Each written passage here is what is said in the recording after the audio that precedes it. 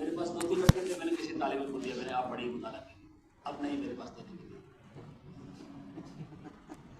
ایک لائبریری ہوگا, اس میں آپ پورا پڑھنا. یہ بھٹنڈا ہے پنجاب کا, اب پنجاب کے خطے میں ہے, یہاں سے سہارنپور سے جموں جانے والے ٹرین نہیں, امبالہ سے ایک ٹرین ادھر مڑ جاتی ہے راجستھان کی طرف, بیکانیر کی طرف, وہ بھٹنڈا ہو کر جاتی ہے.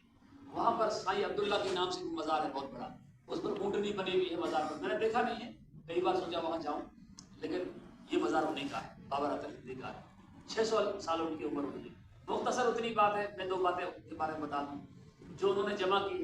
اور یہ ایسی بات نہیں بولی صاحب, یہ ہمارے اصحاب الجرح و تعدیل کے حضرات محققین نے جن کتابیں المیزان الاعتدال اعتدال ہے یا دوسری کتابیں اصابہ وغیرہ, ان تمام کے اندر ان کا ذکر ملتا ہے, لیکن اسی کے ساتھ ملتا کہ یہ صحابی ہے یا نہیں ہے, اکثر نے رد کر دیا ہے, اس لیے کہ 110 کے بعد جو صحابی ہونے کا دعویٰ کرے امت نے اس کو تسلیم نہیں کیا ہے.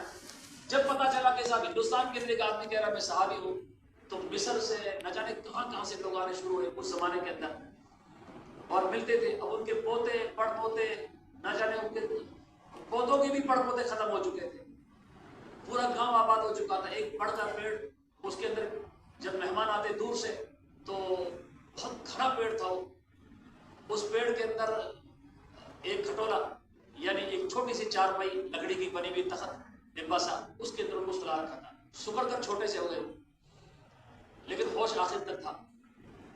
تو جو لوگ ملنے کے لیے آتے تو رسی اس کی ایسے چھوڑتے, وہ کھٹولا نیچے آتا, وہ ایسی بنی ہوئی سایہ دار بہترین, اس کی نگرانی بھی کرتے. بڑا پیڑ تھا, ایسے بڑوں پیڑوں پر لوگ مکان بھی بنا لیتے ہیں, ایک آدھ کمرہ لکڑی کا بنا لیتے ہیں.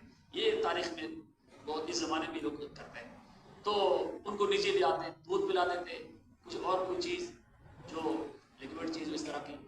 بہرحال وہ باتیں بیان کرتے تھے کہ میں وہاں گیا, میں نے مدینہ شریف میں 2 مرتبہ میری ملاقات پیغمبر صلی اللہ علیہ وسلم سے ہوئی. وہ اس طرح بتایا کرتے تھے. کوئی لمبی چوڑی 2-3 حدیثیں شاید بیان کرتے, کھانے سے متعلق ہے, ایک آدھ کوئی اور ہے. اور وہ واقعہ جو ہے وہ اپنا یہ بیان کرتے ہیں کہ ہندوستان سے کچھ لوگ تجارت کرنے کے لیے وہاں گئے.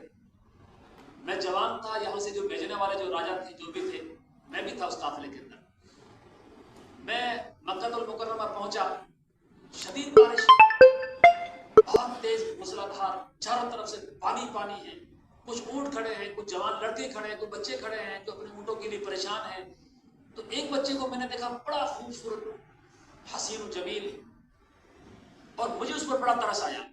پانی اتنا کہ پانی کے نالے چل رہے ہیں, ایسے پانی بہ رہا ہے نالوں کے اندر سے, ادھر بھی جو ہوتے ہیں. تو وہ بچہ پار نہیں کر پا رہا ہے. میں نے اسے جو کچھ پوچھا, چند جملے, لوگ ذہین ہوتے تھے, سیکھ لیا کرتے تھے, نام وغیرہ اس طرح کی. تو کہتا کہ میں نے اس کو بلایا اور اسے کہا جانا, تو میں ادھر کندھے پر بیٹھایا اور میں نے اس کو پار کر کے شہر کے اندر, گاؤں میں, شہر میں چھوڑ دیا, مکہ تک. پھر اس کے بعد پھر مجھے 25-30 سال کے بعد پھر جانا ہوا, میری صحت اچھی تھی, تو میں مدینہ شریف گیا.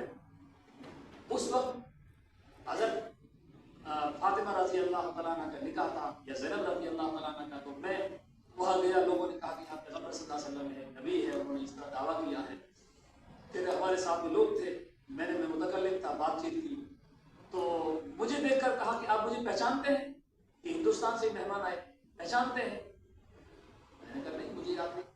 کہہ رہے کہ آپ اتنے سال پہلے آئے تھے, آپ نے اونٹ کھڑے تھے, بارش تیز تھی, مجھے کندھے پر بیٹھایا تھا, میں وہی ہوں محمد صلی اللہ علیہ وسلم. وہ اس طرح واقعہ بیان کرتے ہیں کہ مجھے کھجوریں کھلائی, اور 1-2 باتیں جو عربی سمجھ نہیں آتی تھی, مجھے 1-2 باتیں یاد آئی.